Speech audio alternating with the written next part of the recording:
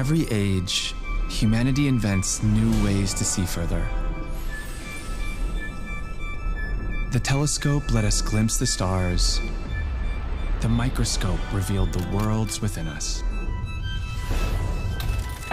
For centuries, thinkers like Leibniz, Shannon, and Turing dreamed of making all knowledge computable. But today, knowledge grows faster than our ability to understand it. Trillions of data points, a universe of information still unconnected. Now, a new instrument emerges, one capable not only of observing the universe, but of understanding it. Genesis mission will transform how science is done in America, uniting our brightest minds, most powerful computers, and vast scientific data into one living system for discovery.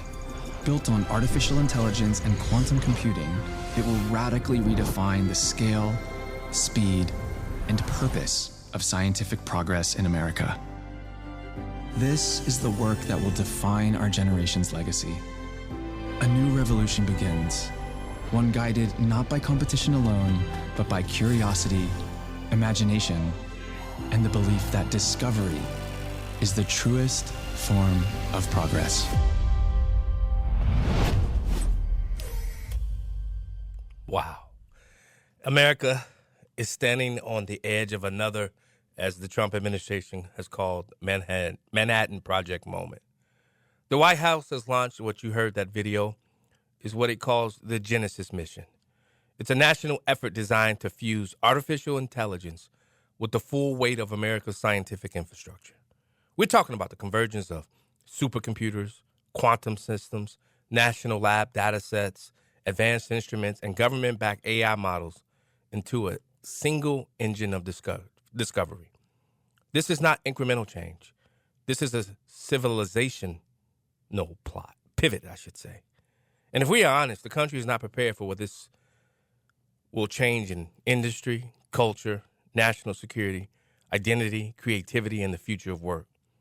To help us understand this moment, we brought in a voice who has already been living 10 years ahead of the rest of us. Marc Beckman.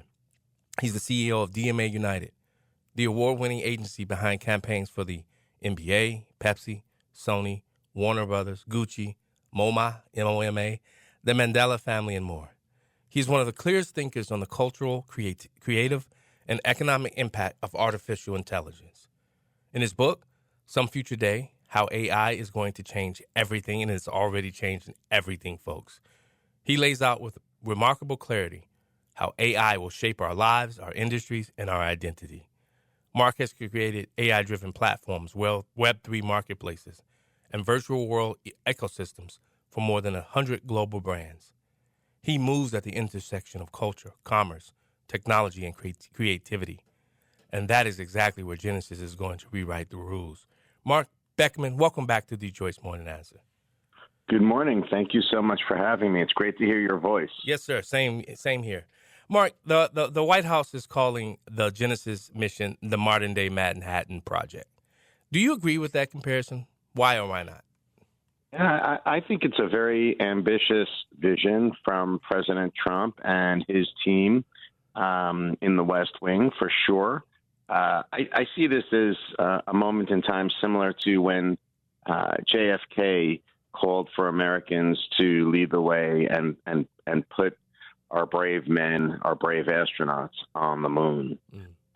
What's interesting here, though, is that the visual of an astronaut landing on the moon is so powerful, and it has continued for generations. But in this instance, the impact that we'll have as it relates to innovation beyond science into industry, the way it's going to change Americans' lives will be not as visually stimulating, but it will certainly happen. So this is a very ambitious vision. I'm excited that America has this type of leadership, and we'll see it happen. We'll see this transformation happen in our lifetime. Yeah. Now, Marc, you and I both know that conservatives are very wary anytime government assumes absolute control of anything. Does concentrating this level of AI power inside federal infrastructure create? Does it create innovation or risk? Okay. Well, look, this is definitely, to your point, it's calling for a centralized state run AI backbone. That's how I see it. And that backbone extends across science, energy, and security. It's needed right now. The truth is, if we're going to compete with different entities like China and even the entities, the states that we're partnering with in the GCC region, like Saudi Arabia, Qatar, and UAE, we need to do something like this. But it does come with a lot of risk. And the truth is that the government won't be able to implement this without the private sector. And we see President Trump continuously going back and forth, bridging the public sector and the private sector. And we're going to need our artificial intelligence leaders, companies like NVIDIA and OpenAI, Perplexity, and beyond to step up and assist with not just the implementation of what they're calling for here in the Genesis mission, but also for the financing. It just won't be feasible without the private sector. It's that simple. Now, Mark, Genesis will fuse AI, quantum computing, advanced robotics. It'll have national lab data sets and supercomputers into this one closed loop discovery platform. From your vantage point, and you've been dealing with this for quite some time now, what becomes possible when all of these technologies unify? Well, first of all, it's incredible because what he's focusing in on are the areas where America and, frankly, the future of the world will have the most tremendous growth. So as you and I have discussed before, AI is really the plumbing. In this instance, again, it serves as the base foundational level to push forward advanced manufacturing and biotech, discoveries in rare earth minerals. And then some of the things that you mentioned are just so exciting, like quantum and semiconductors and nuclear. But we need to bring together, like if you think about it to a certain extent, you might be familiar with Palantir, which is essentially like a tremendous machine learning data analytics force that we've used across most industries, but predominantly defense. And really what they're doing here is similar. What they're saying is, let's go ahead and consolidate all of our data and use AI to give us an advantage across those growing business sectors. Again, advanced manufacturing, biotech, nuclear fission, fusion, quantum, and beyond. And with those advances, that will create all different types of new products, new experiences, new services that will extend not just with regards to defense and those types of areas, but our daily lives will change. The way that media is delivered, the way communications occur, the way that we interact with the healthcare industry, with food and beyond. So this is going to be extremely impactful at the citizen level, at the human level. It will be the most impactful. You know, Marc Beckman, you've built some AI-driven ecosystems for many brands. How do you see the culture and commerce reacting when the government unleashes this level of AI capability into the public ecosystem? Yeah, it's mixed. I think what happens traditionally is that most people don't realize when the government is behind something like this. And in fact, most people don't even realize that products are offered, like great products are offered by the government. So, you know me, John. I mean, we've gotten to know each other over time. Yeah. You know, I live in New York City and I hate the government here, but I got to give them credit. The chief information officer who runs all of the AI and emerging tech in the city, he's done a tremendous job at leveraging emerging technologies, including AI, to give all people in this city access to great benefits, great value. But it's also problematic because the government doesn't know how to market that they have these new tools for the people. And I'm sure you see that in Detroit as well. Yeah. I mean, it's just amazing how terrible the government is at creating new products and then also launching new products. But in this instance, because the president is going to lean into the private sector for execution, we'll know it. But what's going to happen also, I got to tell you, I was at that dinner last Tuesday night at the White House, the state dinner, and I think it was just the most powerful people in the world Many on our side were coming from tech. And I believe that this move, like this Genesis mission, is just giving the tech industry more and more power. Wow. I believe that the tech industry is probably at this point more powerful than any government leader on the planet. Yeah. Mark, if you ever need a +1 on any of those dinners, just hit me up. Call me. It was one of the best nights of my life, I got to tell you. I met some of the most innovative minds in government, in the private sector, internationally. It was just an incredible evening. I can only imagine. As I think about the breakthroughs in this, the societal impact, I'm sure Genesis will accelerate some of these breakthroughs in defense, bioengineering, engineering, excuse me, I can't talk today, energy, and some materials too. But here's my question to you. What social and ethical guardrails should we be building before this mission scales? Well, unfortunately, you're talking to the wrong person when it comes to regulation. I'm very anti-regulation. Yeah. To me, it's like asking for us to put a seatbelt on before we know what the risk is in driving the car. It doesn't make sense. So, there's going to be huge benefits. Like, again, when we get down to the human level here and where the rubber hits the road, take healthcare, for example. Yeah. The fact that we're going to be combining science data sets from labs across our nation into one centralized area, the advances in medicine and science will create cures. Those could be rare diseases, which are, striking 10% of the American population today, but aren't typically financed properly because of big pharma. They could also hyper-accelerate advances with diseases like Alzheimer's and Parkinson's, these diseases that are so prevalent within our society. So for me, this is like I'm very excited about it. I'm very bullish on it, and I think that the private sector is just going to have to embrace it and run with it. And we'll run into problems. We see it over and over again. I think you and I might have talked at some point about what the First Lady put together with regards to the Take It Down Act. Yep. And a non-consensual intimate imagery, right? They figured that after it happened, they figured it out and realized the government had to step in because the private sector couldn't regulate itself. And I think that's what we'll have to do here, John. I think it's going to be an issue of, if the people can't take care of it and be responsible, the government will have to step in and regulate. But for right now, free up industry. Let's innovate and beat all our competition internationally. We definitely got to beat all of our competition internationally because China is on the march. In your book, Marc Beckman, in Some Future Day, you talk about AI reshaping identity and creativity. What happens when AI is no longer a tool, but it becomes, let's say, a national operating system? Yeah, I mean, it's interesting that you say that because Elon Musk did make a comment last week that was, people looked at it with much controversy. Basically what he was talking about, he said something like, in 5 years from now, most people won't have to work because of artificial intelligence, and industry will basically run on its own.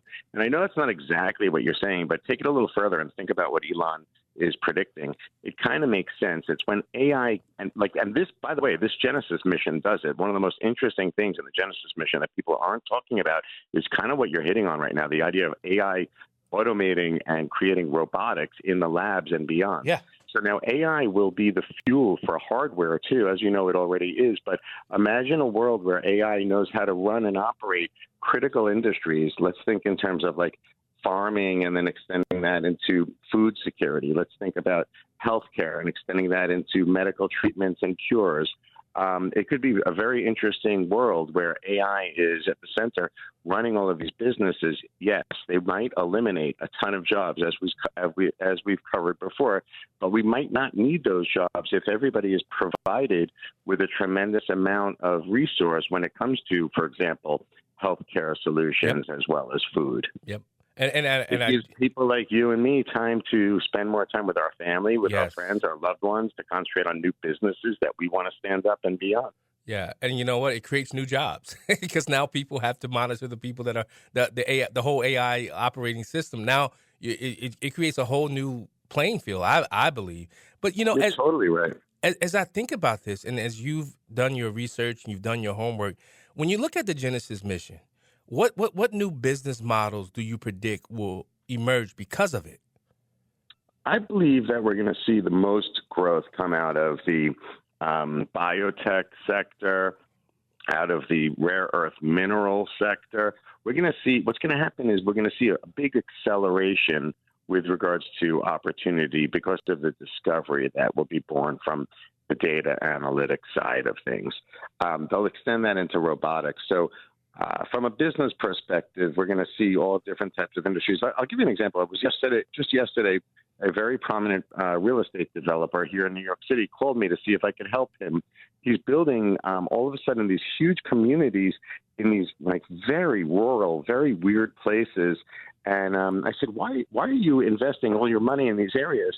And he said, because I linked up with the government and they're building out these massive hyperscale data centers around these energy resources. Nuclear, this guy in particular was looking at Pennsylvania. I guess there's a nuclear plant, and he's going to create housing and big communities around these nuclear facilities because he knows the hyperscale data centers are going to require new jobs and people to move there. But then think about this. So they're going to use in the beginning these massive nuclear energy facilities, fossil fuels, to a very limited extent, renewables, et cetera. But then we're going to, as you see the Genesis mission advance in areas that you mentioned just now, energy in particular, we're going to have these smaller nuclear reactors fueling these localized AI hubs. So we're going to move away from these new rural areas that they're building. And then you'll see like Amazon will have its own hyperscale data center fueled and powered by its own source of energy, which will be cheap and cost efficient. You know what, Mark Beckman, I've learned that Michigan, they're home to some of the most advanced manufacturing, robotics, automotive innovation, defense supply chain, and they have a lot of leading research universities. As you look at that, I personally think Michigan is ahead of so many other states. They could become the Silicon Valley of scientific AI. With that said, where should Michigan's entrepreneurs, universities, and investors position themselves right now? Yeah, I think it's really interesting. One of the topics that I cover a lot from Michigan is the auto workers who, to a certain extent, I know President Trump isn't doing this, but to a certain extent, they're going to be left behind. With the advent of artificial intelligence comes more robotics, more efficiencies, and they're going to be left behind. And if we could take the core of their skill sets with regards to innovation and design and manufacturing and apply that into hardware that will be required surrounding artificial intelligence innovation, that could be great. Again, I'm a private sector guy. I don't love the government, but if the government could reinvest in retraining Michigan's auto workers, and also Michigan has some great minerals and beyond. If we can retrain those auto workers who are like some of the best minds in our country, the best, strongest people in our country, it could give Michigan a great advantage, but it will give America a great advantage too. Yeah, Mark Beckman, what does this do for national security for our country? How important is it that something like the Genesis mission being launched protects us against our enemies like China, North Korea, and people who just don't like America? How important is this Genesis mission to our national security apparatus? It's very important that we get aggressive with regards to AI innovation and defense. China is hitting us already as it relates to disinformation, misinformation, full-on attacks in other regions. For example, China used artificial intelligence to attack American democracy into Taiwan, to separate America and Taiwan recently. But most importantly, it's with regards to weaponry research and development. Artificial intelligence is accelerating the creation of different layers of warfare. We'll see a post-nuclear warfare happening soon, all fueled with AI. So think in terms of drone swarms, autonomous vehicles, jet fighters that are autonomous.